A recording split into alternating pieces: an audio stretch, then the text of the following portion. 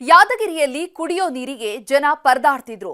ನದಿಗೆ ಸೇರ್ತಿದ್ದ ಕೊಳಚೆ ನೀರನ್ನೇ ಕುಡಿದು ಆಸ್ಪತ್ರೆ ಸೇರ್ತಿದ್ರು. ಆದ್ರೀಗ ಈ ಸಮಸ್ಯೆಗೆ ಬ್ರೇಕ್ ಬಿದ್ದಿದೆ. ಯಾದಗಿರಿ ಜೊತೆಗೆ ಕಲಬುರಗಿಯಲ್ಲೂ ನ್ಯೂಸ್ 18 ವರದಿ ಬಿಗ್ ಇಂಪ್ಯಾಕ್ಟ್ ಆಗಿದೆ. ಯಾದಗಿರಿಯಲ್ಲಿ ಕುಡಿಯೋದಕ್ಕೆ ನೀರು ಸಿಗ್ತಾ ಇಲ್ಲ ಅನ್ನುವಂಥದ್ದು. ನ್ಯೂಸ್ 18ನಲ್ಲಿ ಕಾರ್ಯಕ್ರಮ ಪ್ರಸಾರವಾದ ಬೆನ್ನಲ್ಲೇ ಸರ್ಕಾರದಿಂದ 1 ಕೋಟಿ ಅನುದಾನ ಮಂಜೂರು ಮಾಡಲಾಗಿದೆ. ಯಾದಗಿರಿಯ ಕಲುಷಿತ ನೀರಿನ ಸಮಸ್ಯೆಗೆ ಪರಿಹಾರ. ಇದು ನ್ಯೂಸ್ 18 ವರದಿಯ ಬಿಗ್ ಇಂಪ್ಯಾಕ್ಟ್. ಯಾದಗಿರಿ ಜನರಿಗೆ ಭೀಮಾ ನದಿ ನೀರೇ ಜೀವನಾಡಿ. ಈ ನೀರನ್ನೇ ಕುಡಿದು ಸಾವಿರಾರು ಜನ ಬದುಕ್ತಿದ್ದಾರೆ. ಆದ್ರೆ ಇದೇ ಭೀಮಾ ನದಿ ನೀರಿಗೆ ಡ್ರೈನೇಜ್ ನೀರು ಸೇರ್ತಿತ್ತು. 10 ಗ್ರಾಮಗಳಿಗೆ ಇದೇ ಮಲಿನವಾದ ನೀರನ್ನೇ ಸರಬರಾಜು ಮಾಡ್ತಿದ್ರು. ಈ ಬಗ್ಗೆ ನಿಮ್ಮ ನ್ಯೂಸ್ 18 ನಿರಂತರ ವರದಿ ಪ್ರಸಾರ ಮಾಡ್ತಿದ್ದಂತೆ ಸರ್ಕಾರ ಅಲರ್ಟ್ ಆಗಿದೆ. ನ್ಯೂಸ್ 18ನಲ್ಲಿ ಕಾರ್ಯಕ್ರಮ ಪ್ರಸಾರವಾದ ಬೆನ್ನಲ್ಲೇ ಸರ್ಕಾರದಿಂದ 1 ಕೋಟಿ ಅನುದಾನ ಮಂಜೂರು ಮಾಡಲಾಗಿದೆ. ಭೀಮಾ ನದಿ ನೀರು ಸೇರ್ತಾ ಇದ್ದಂತ ಡ್ರೈನೇಜ್ ನೀರನ್ನ ಪರ್ಯಾಯವಾಗಿ ಬೇರೆ ಕಡೆ ಬಿಡಲಿಕ್ಕೆ ಅನುದಾನ ರಿಲೀಸ್ ಮಾಡಲಾಗಿದೆ.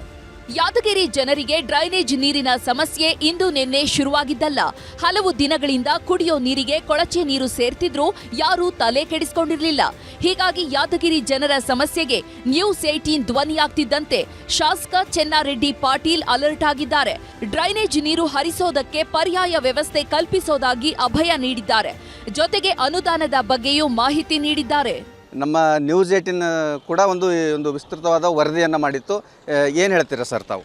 ನ್ಯೂಸ್ 18 ಇಲ್ಲಿ ಯಾಳದಿಂದ ಹೋಗ್ತಕ್ಕಂಥ ಕಲುಷಿತ ನೀರು ಭೀಮಾ ನದಿಗೆ ಹೋಗಿ ಕಲ್ತಿತ್ತು.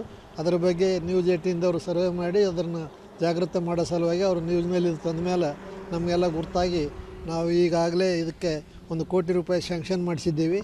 ಅದು ಈಗಾಗಲೇ ಟೆಂಡರ್ನೂ ಆಗಿದೆ.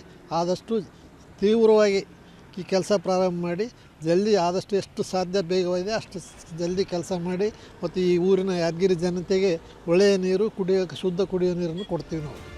ನ್ಯೂಸ್ 18 ವರದಿ ಇಂಪ್ಯಾಕ್ಟ್ ಆಗ್ತಿದ್ದಂತೆ ಯಾದಗಿರಿ ಜನ ಫುಲ್ ಖುಷಿಯಾಗಿದ್ದಾರೆ. ನ್ಯೂಸ್ 18 ವರದಿಯಿಂದ ನಮಗೆ ಮುಕ್ತಿ ಸಿಕ್ತು ಅಂತ ಧನ್ಯವಾದ